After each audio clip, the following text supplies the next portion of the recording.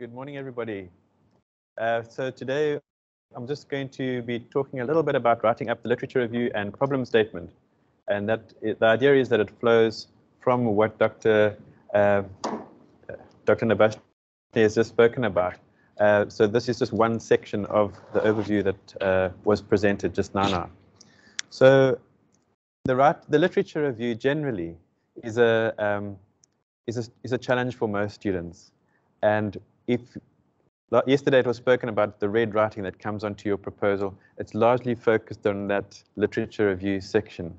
So prepare yourselves. It's quite a journey when it comes to literature review, but what's nice about it is once you've completed your proposal and you've completed the literature review or the background section in the proposal, you've got this experience of writing, which will take you then into writing up your dissertation and other sections of your proposal. So just a little bit of a description of a literature review. So literature review is a comprehensive summary of previous research on a topic. I think that's very important to remember. And this was touched on by Dr. Navashni just a moment ago, that when you do your literature review, you are demonstrating that you've done a little bit of reading around your topic.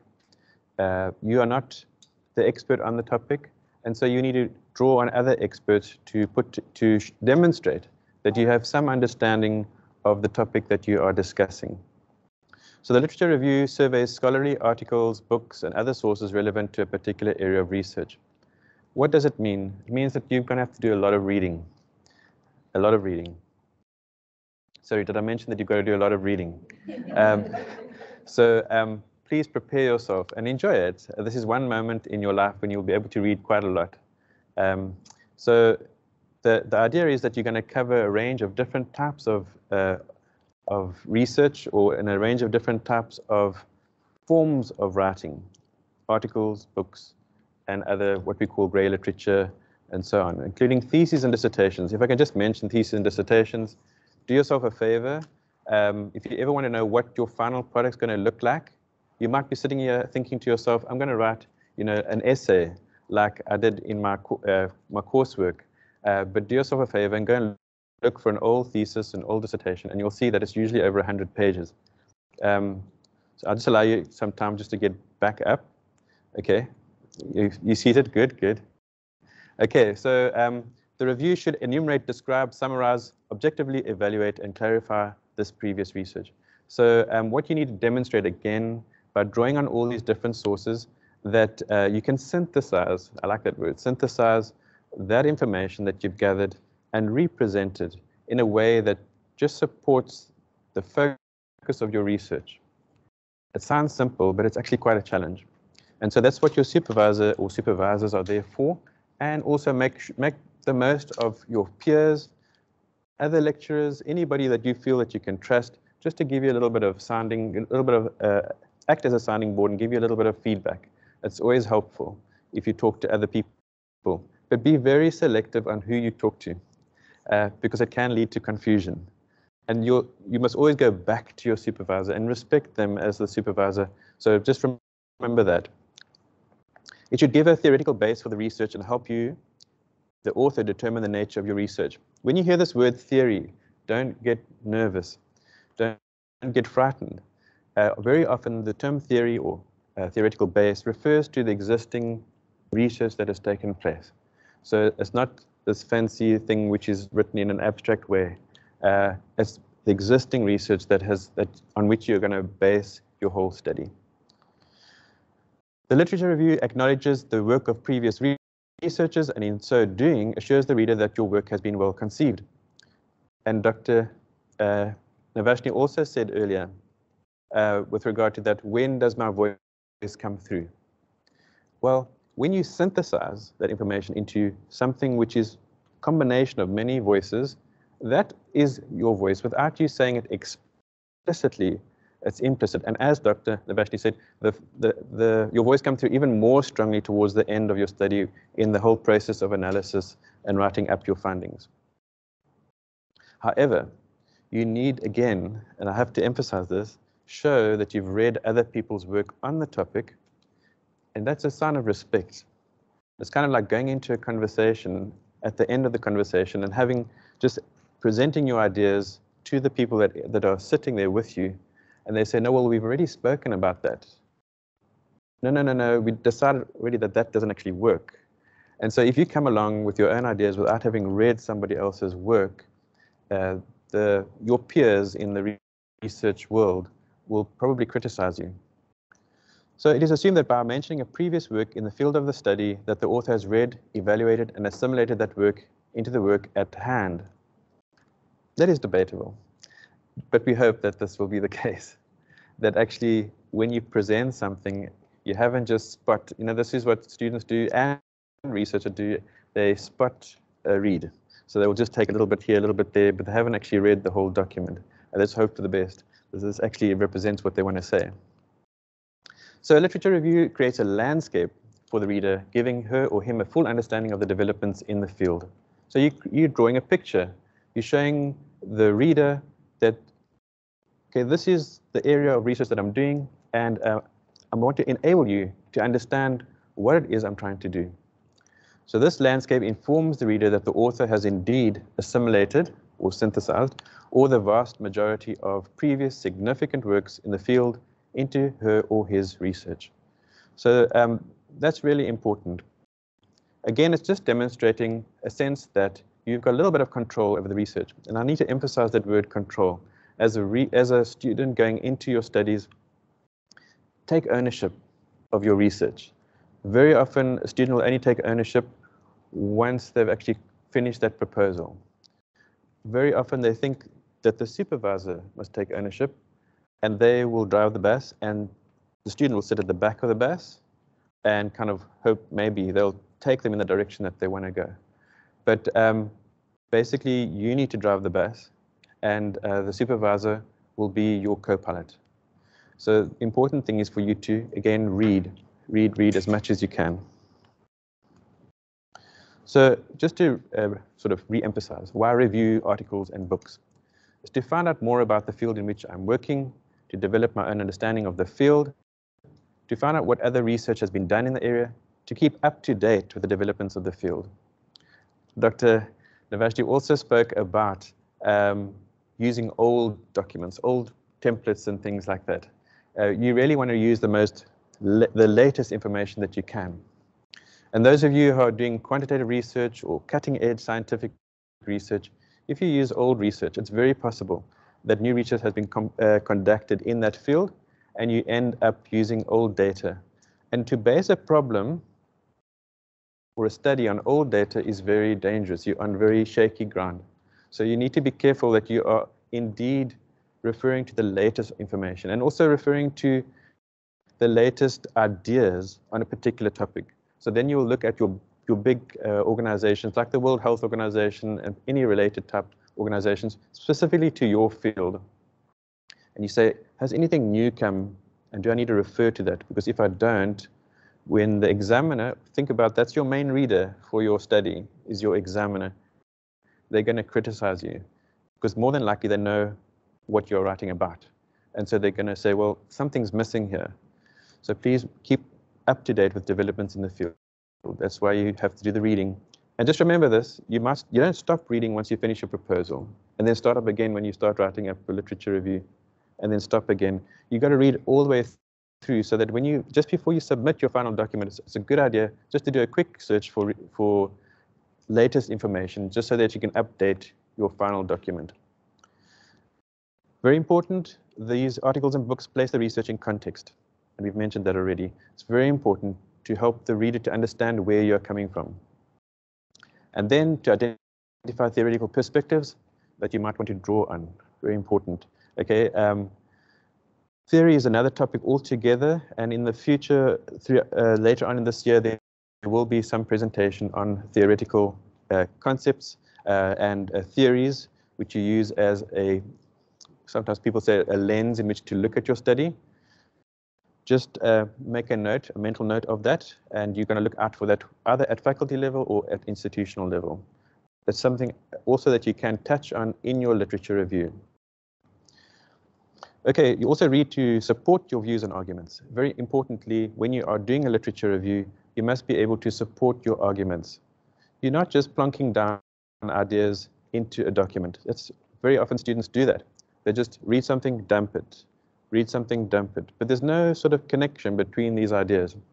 And this is quite a learning curve to actually get into that, to try and get used to playing with words. And one of the things that will help is to read. I think I might have mentioned it before. And then through the reading, you will actually become more confident in the topic that you are using, and feel free to make these comparisons. Very often students are afraid that they cannot say it better than what the person they're reading says it like. So you need to say to yourself, but actually, I can do this. Another trick to avoid, and this is where also Dr. Navashi spoke about plagiarism. Another thing you have to be careful about is just putting one source per paragraph when you're writing your literature review. That's a signpost or a danger sign for plagiarism. If you have one source in your paragraph, please make sure you have 2 to 3. If you've got a couple of sources in the paragraph, let those sources speak to each other. And that's one way you can avoid plagiarism, because you're not simply rewording what was said in the document that you're citing. You're actually bringing these ideas together. Very important. You also read to enjoy the subject. Well, if you're enjoying what you're writing about, you're going to write well. You also need to explore different perspectives. Very important. No, I don't know. It's noisy. How did you guys? What time did you come here with me? Wasn't the tires burning in the road? Part with this one before you get to. I would like to take part in this conversation. Okay. Now muted that. All done. Great, thanks for that. So basically you want to explore different perspectives in the field and position yourself among them, because it's more than likely there are people that disagree with something that you're going to write about. And that's great. That's part of the academic idea, is that you are, have different views on different things. You also read to be able to make observations about writing, conventions. So great. The more you read, the more you learn about how other people write, and you can copy the way they write. It's not plagiarism to copy people's style. So copy the different styles, and soon you'll discover, actually, this is not so bad. I can do this. But you need to read in order to be able to do this. So you need a clearly defined purpose in mind to develop a strategic approach to reading. So you can come up with your own strategy. And I'm going to just give you a very basic one, but there's so many different types. But come up with your own strategy of how you're going to search. You'll need to look at your problem statement and your research questions. However, if you have gathered a large number of articles relevant to your topic, you need to ask, what aspect of our topic do I need to find out? Thank you. What aspect of my topic do I need to find out about now? So when you're opening up the article, or you're looking at the book, or you're looking at this particular source, you might ask, so what do the statistics say about the topic that I'm researching? At a global level, at a local level? And that's a very basic thing. If you can find statistics which support whatever it is you're looking at, it makes your argument stronger. So you may be looking for literature, for context, background information. You may be looking for trends. You may be looking for theories. So that's when you strategize, ask yourself the question, what am I looking at? Just to remind you, binoculars, what am I looking at? Is it blue sky research? Maybe not. So you want to look for statistics. When it comes to problem statement, which we'll touch about just in a minute, statistics plays a very important role. You may be looking for research techniques. Something which people, researchers, specifically students, tend to forget is that if you read an article, that article might have a research technique which you never thought of, which you might not have read in the textbooks, but you can use it. And you can see how they use it as well, which makes it even better. So you can say, okay, they did their study on this, they used this research technique, maybe I can use the same one. And when you want to justify with your departmental committee for using a particular technique, if you can say, well, these authors used it in a successful study, in a peer-reviewed article, well, so can I. And that's a good way to argue for the use of a particular technique, which might be new or novel. You may be looking for statistical techniques, and we're going to have Dr. Sibanda doing a presentation on statistics a little bit later. It's important when you're writing your research when you're writing up your proposal, that you can actually say to the readers of the proposal, these are statistical techniques I want to use and why. It's one area which is often neglected, but the reading can help you to come up with new and different techniques that you can use to enhance your study. You may be looking at the research approach you are using, and that's also important when it comes to design and so forth. Maybe because we tend to go to the most basic design as students and supervisors as well sometimes, depending on the topic that's been done. But there are lots of other designs out there, and reading different articles and studies, you'll learn about new designs which you can also use. And it'll just help your study to have a different perspective on things. And data gathering techniques is an important one. There are so many different types of data gathering techniques besides the basic interview, or besides the questionnaire, or the manner in which that questionnaire is distributed. Read up about it and you'll learn so much more. And of course, you might be looking for questions for your questionnaire. What a great place to find these in literature. You don't have to think of all the questions yourself. And in fact, your questionnaire is made stronger if you can say, well, these questions came from this particular source, and these questions came from this particular source, and those questions were actually tried and tested, and they're considered to be valid. So think about that. Use your literature. I'm sure you've all seen this before, but it's still very useful and helpful. Techniques for reading efficiently, the SQ3R. Survey, you ask questions, you read, recall, and review. This technique encourages you to interact with the text instead of taking information in a passive, unquestioning way. I think just to say briefly what this means is when you read something, read it in a way where, as though you're actually talking to the authors, or the authors are talking to you. And then you critique the authors, and you ask the authors questions. You also can write down when something in that article is speaking to your study. Write it down. I know people tend to use the online, or they use digital sources now, but you can also print and highlight. But you only print those sources which are really speaking to your study. You don't print down like 100 articles, which can help prop up your bed. You really just want to print out a couple of them and use them as your go-to articles. And but before that, you obviously need to use this sort of thing in order to find the articles that you need. So to survey, you skim and scan. The central purpose of surveying a text is to identify whether it is relevant for you to read it in depth. To do this, read quickly some or all of the parts which signal the main points. Basic thing, look at the title. The title will tell you what's in the study, hopefully, if it's a good article. Okay, so the title will show you, in a quick scan, you'll be able to see what's in it. The blurb at the back of the book, that's a little summary of the book at the back of it. Contents page, the index, the abstract of a journal article, the introduction and conclusion of a text. Quick tip is first and last paragraphs of a chapter. They are usually, if it's written well, the intro to the paragraph will actually tell you what's in the paragraph. The intro to the chapter, or the chapter introduction, should tell you what's in the chapter. So those are little tips which you can use without having to read everything. And then once you've decided that this is worthwhile reading, then you can read more. But you don't want to read everything from cover to cover before you even know that it's worth reading. Question: to prepare yourself to read the text interactively, think about what you already know about the topic. Personalize the topic by relating it to your own experience, and predict what the text is going to tell you by formulating questions you hope it will answer. As I said before, ask questions of the authors, ask questions about the article. Just remember this, just because an article was peer-reviewed and was published in an article doesn't mean that it's perfect. There will be things which are perhaps a little bit not quite right. And criticize that, critique it. That's what you're there for. And it also helps you to think about, okay, what is it that I'm doing that might be happening in my study, which is reflected in this particular article. So, little tip, look at the limitations section of every article.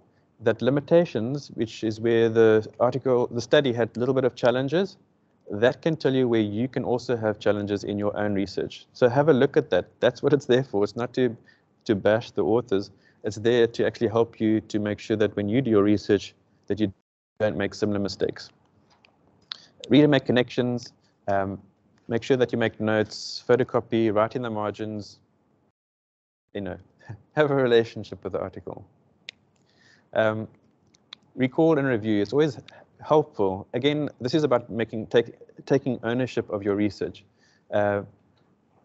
Really understand and come to know your research by immersing yourself in it. And by summarizing, it helps you to really immerse yourself in the research so that when somebody stops you in the lift or wherever, going up the steps if it's load shedding, you might have quite a long conversation from the first floor to the 18th floor. And so they might ask you about your study, and you'll be able to talk about it if you've been reading about it, engaging with it, and that you've taken ownership of it.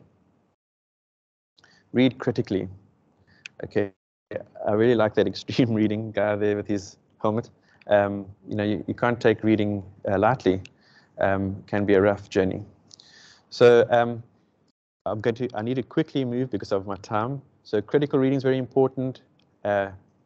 Note-taking, very important. This is what I want to show you quickly. With regard to mind mapping. So always remember that you are health practitioners most of you are qualified healthcare practitioners, you are professionals. So when you come to a research topic, you're bringing all that knowledge with you. You're bringing whatever knowledge you've had in practice to the table. You're not coming with a blank slate. So give yourself credit. You actually have a lot to contribute. So when you are thinking about the area of your research that you want to focus on, allow yourself to be creative and think of what are the issues that you encounter in practice. So here the literature review and the problem statement overlap. It's important to remember that what you are going to do research on should really be as current as possible. It should help to make a change in practice. So if you came up with a topic and say this, I gave this example, I'm sure you can see it fine on your screens at home, but here it's a little bit less clear. Topic, well-being of nurses in public hospitals. Say that was your topic that you came up with. Then you must allow your imagination to fly. Whatever is related to well-being in nurses. And you can write it anywhere, however you want. But for example, trust. How does that affect well-being? What about stress? How does stress affect the well-being of nurses in public hospitals? What are the role of the staff and the relationships? You have professional nurses, you have management. What about workload? How does workload affect the well-being of nurses in public hospitals? What about the work-life balance? How does it work with your immediate supervisor, with your unit managers or operational managers? How does that affect the nurse? What is my theory? Workplace violence. What that means is you're talking about bullying in the workplace. Lack of resources. How does that affect the nurse's well-being and able to do their job? What is the role of the patient when it comes to the well-being of the nurse? Doctors. What is the relationship between doctors and nurses? What about their home life?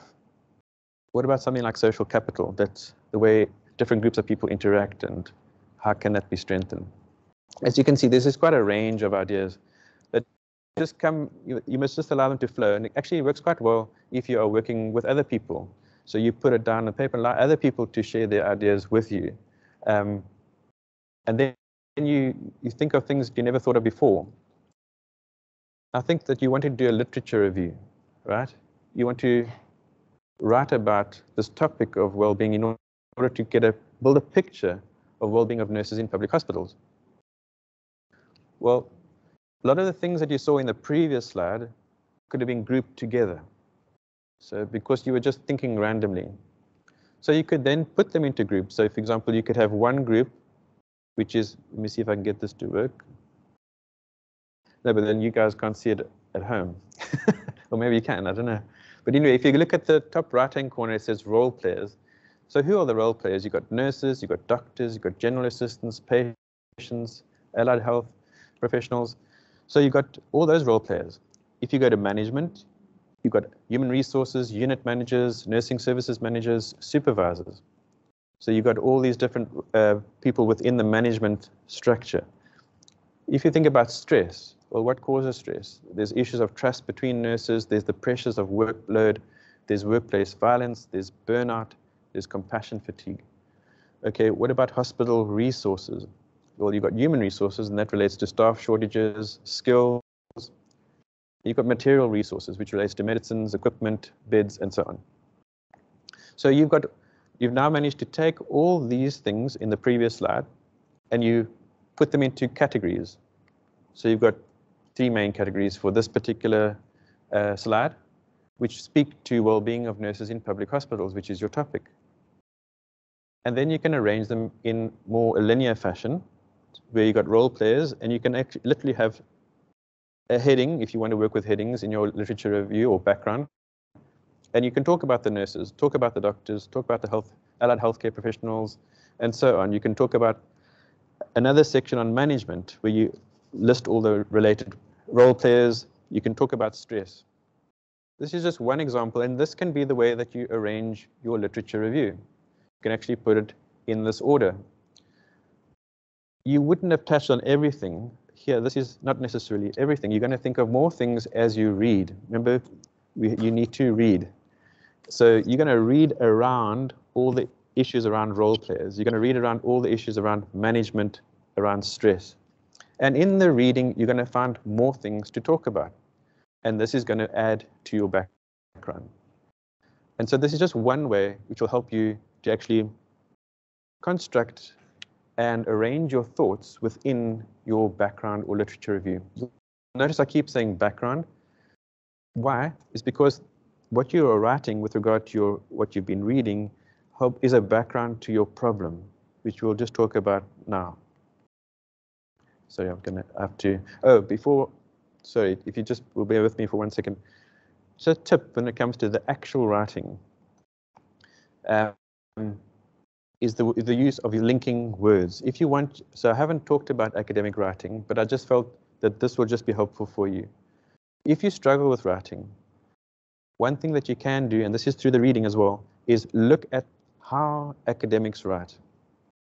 And they often use words, simple words, that help to link one sentence to the next or one paragraph to the next. And the type of words that you can use are things like addition, contrast, time order, cause and effect, example, emphasis. And these are the ways that you can use them. You can say furthermore. I used to use furthermore all the time. I was a big furthermore fan until I was told to stop using it. But find yourself a couple of words that work when it comes to helping things to flow. And you'll find yourself talking like that as well. Your friends won't like it, but it'll sort of lend yourself to the academic community. So please use this, laminate it, put it under your pillow, and use it on a regular basis, particularly when you're trying to fall asleep. Okay, the problem statement. A research problem is a definite or clear expression or statement about an area of concern, a condition to be improved upon, a difficulty to be eliminated, a troubling question that exists in scholarly literature, in theory, or within existing practice. The problem statement, as Dr. Navashni spoke about, is what underpins your whole research. If you don't have a problem, if you're just doing research on something that's interesting, you're going to have a difficult time trying to finish it. So ensure that you actually do have a problem statement which addresses an area of concern or a condition to be improved upon, or a difficulty or a troubling question that exists in scholarly literature. The problem needs to point to a meaningful understanding and deliberate investigation. A research problem does not state how to do something, offer a vague or broad proposition, or present a value question. In summary, a problem statement helps a researcher to avoid researching something simply because it is interesting. I have to emphasize that. Most students start off by finding something interesting, and that's great. Find something interesting. You then need to take it a step further and say, okay, what about this interesting topic has got a problem that needs solving? Very important. So try and help yourself and talk to people about it. Again, like with the literature, you're bringing a wealth of knowledge from practice. So you bring a wealth of knowledge from practice to, which has loads of questions. You just have to walk into a nursing ward in a hospital and you're confronted by problems. Some of them more difficult than others, but you're always confronted with problems. Use that as a means to stimulate ideas for your research. And that applies to every healthcare professional.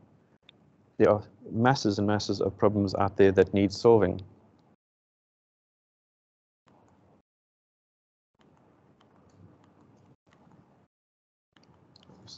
So a well-chosen problem should satisfy as many as possible of the following criteria. It should be timely or current. It should relate to a practical problem. It should relate to a wide population or relate to an influential or critical population. It should fill a research gap, as Dr. Navashni spoke about. It should permit generalization to broader principles of social interaction or general theory. In other words, you're wanting to be able to generalize once you've done your research on this problem. Sharpen the definition of an important concept or relationship. Create or improve an instrument for observing and analyzing data, like a questionnaire. Provide possibilities for a fruitful exploration with known techniques, and have implications for a wide range of practical problems. Now, I must just emphasize, it's not all of these that you have to do. Just make sure that your problem addresses some of them. What's great is if you can make sure that the problem that you're addressing is now. That can pass quite quickly. So people who did research on COVID during the height of COVID needed to do that research very quickly because it's since passed and some of those problems have since been solved. So be careful of what you select to do research on. And maybe, the key thing is to talk to fellow professionals, academics, and others to just help you to think about these questions or these aspects of your problem to help make sure that it just makes your problem statement very, very strong.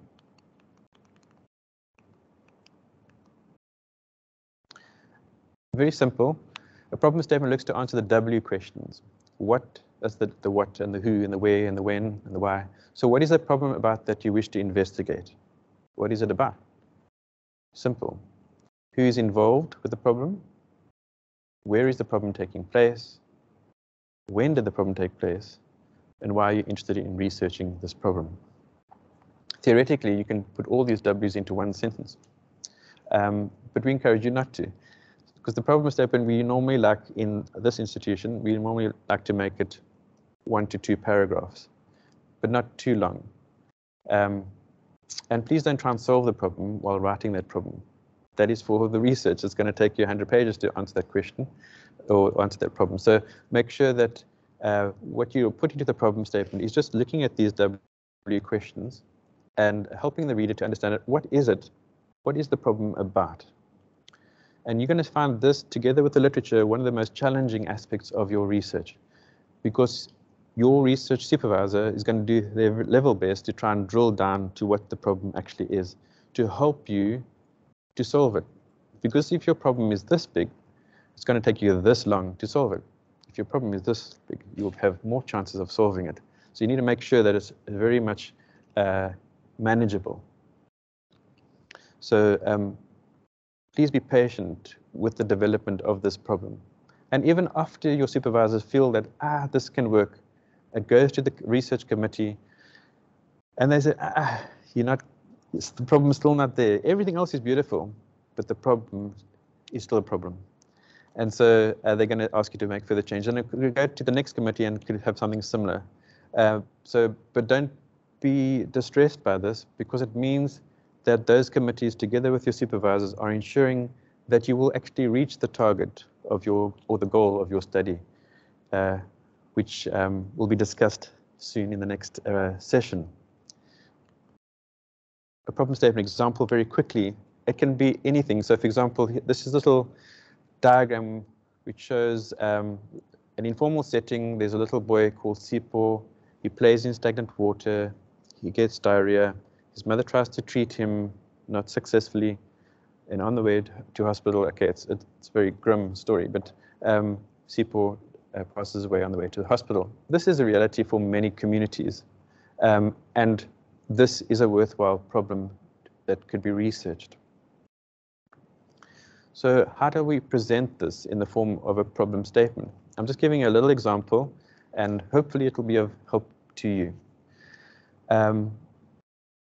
One of my colleagues, if I can mention her name, Prof. Naidu, had a suggestion that you actually start off your problem statement with an ideal scenario. And so that's helpful. If you can say, this is the way things should be, and then you contrast that with the way things are. In other words, what is the problem? So if you'll bear with me, if I'll just read it to you briefly. So caring for children in under-resourced areas is often a major challenge for mothers. Ideally, children should have access to fresh, potable drinking water. They should have access to basic sanitation and live in communities where waste is carefully managed. In addition, they should have access to nutritional food sources with zinc and vitamin A that will ensure that they develop optimally. Mothers of young children should ideally also be breastfed. Conditions such as diarrhea should be avoided if the above factors are in place. However, the researcher who is, now however is one of those linking words. The researcher who is a professional nurse, that's the who, working at a primary healthcare clinic, that's the where, and you give the name of the area, a deep rural district in the Eastern Cape, has observed high numbers of children being brought to the clinic with diarrhea. That's the what. To strengthen the what, according to the District Health Barometer, in 2020, diarrhea was the 4th leading cause of death in this particular district. The clinic statistics also reveal that diarrhea incidence for young children was 2.2 episodes per year. The researcher has also discussed the problem with fellow nurses at the clinic, and they expressed frustration that children are often brought to the clinic very late, requiring them to be referred to the district hospital. This led the researcher to ask the following research question. So that's just an example. I'm running out of time, but this is, people are desperate to get to tea. But this is just a little example. And so if I could just emphasize the fact that presenting a positive scenario first, or the positive aspect, how it should be ideally, and then contrasting that with how it is in reality, can strengthen your argument for the problem. And that would lead to the research question.